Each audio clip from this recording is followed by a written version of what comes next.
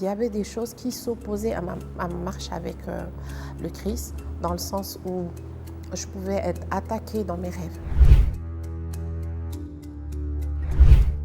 Bonjour, moi c'est Marion Chouakou. Mon histoire avec le Christ, elle a commencé exactement quand j'avais 7 ans. J'ai grandi dans une famille qui n'était pas chrétienne à la base.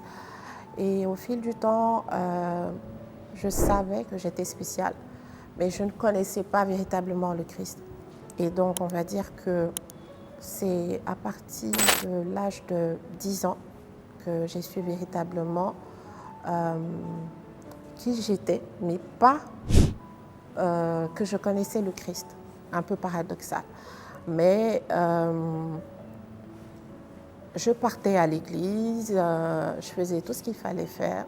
Je priais, mais je ne connaissais pas véritablement le Christ. Je suis l'aînée de ma famille et j'ai commencé à subir toute une série d'attaques, que ce soit physique dans le sens de la maladie, que ce soit spirituel dans le sens de situations paranormales. Au fur et à mesure, je continuais toujours à aller à l'église, on va dire que j'étais religieuse. Et pendant que je l'étais, il y avait des choses qui s'opposaient à ma marche avec le Christ, dans le sens où je pouvais être attaquée dans mes rêves. J'ai commencé à avoir toutes sortes de maladies, vous ne pouvez même pas imaginer. Des maladies dont on parle rarement, ou peut-être qu'on ne connaît pas, ou peut-être dont on a rarement entendu parler. Tu pars à l'hôpital, on te dit t'as ces maladies-là, du coup, on ne sait pas comment te soigner et tout. Et je me suis rendu compte que j'avais une certaine résilience. C'est-à-dire, malgré toutes ces maladies, je parvenais à vivre normalement. Et puis, je me suis dit, mais il y a un problème. Ce genre de maladie, quand, par exemple, je me renseigne, c'est des gens, ils n'arrivent pas à survivre à ça, ils n'arrivent pas à tenir, mais moi, comment je fais ? Et puis, c'est comme ça que je vais découvrir qui est le Christ. J'ai été atteinte d'une maladie pendant laquelle j'ai subi plusieurs interventions chirurgicales. Et après cette maladie, j'ai pas marché pendant 3 ans. Ce qui était bizarre, c'est que je n'abandonnais pas ma foi. Je n'abandonnais pas ma foi. Et il y avait toujours ce message qui revenait vers moi quand je priais. C'était « Mia, je t'aime ». Et c'était la voix du Seigneur, et je pense de l'Esprit Saint. Mais je ne savais pas. Et c'est comme ça, tout naturellement, un beau jour, j'ouvre un réseau social, par exemple, et j'ouvre mon inbox, je trouve un message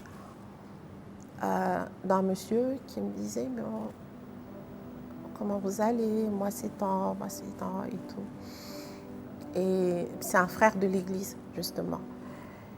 Et au départ, ce qui est bizarre, c'est que je n'avais pas l'habitude de communiquer via ce réseau social. Je m'interdisais de parler à des hommes surtout, parce que je suis assez on va dire, dure à ce niveau-là. Et bizarrement, il y a cette voix qui m'a dit « Vas-y, parle-lui ». Et au bout d'une semaine, il a commencé à me parler de Jésus. Et il y avait cette chose-là qui me poussait à ouvrir les portes de ma maison. Et c'est comme ça que c'est parti. On va dire que c'est l'année passée véritablement que j'ai su qui était véritablement Jésus. La différence était que j'étais religieuse, j'étais spirituelle mais religieuse. J'avais plein de choses qui me prédisposaient à servir Dieu, à vraiment être une vraie servante, mais en même temps, je ne savais pas comment m'en servir. Donc, je vivais un peu comme un zombie, on va dire, et je me considérais comme morte de l'intérieur, mais vivant de l'extérieur. Mais aux yeux du monde, j'avais tout. Aux yeux du monde, j'avais tout. Et quand j'ai connu le Christ, je me suis considérée comme une pierre vivante. C'est quand je suis arrivée dans cette église, quand j'ai vu le nom de l'église, je dis « Waouh !» Mais en fait, toi, tu veux me faire savoir que je suis plus morte, je suis devenue pierre vivante. Et c'est là, on va dire, c'est vraiment là le point marquant de ma métamorphose. Donc, pendant très longtemps, je croyais connaître le Christ. Et c'est à ce moment précis, juste l'année passée, que je me suis rendu compte que non, en fait, c'est maintenant que je connais le Christ. Donc, on va dire qu'il m'a ramené la mort à la vie. Vous entendez partout donner votre vie à Jésus, mais ce n'est pas juste que des mots. Parce que simplement, quand on n'a pas le Christ, on ne vit pas. Tout est avorté dès le départ.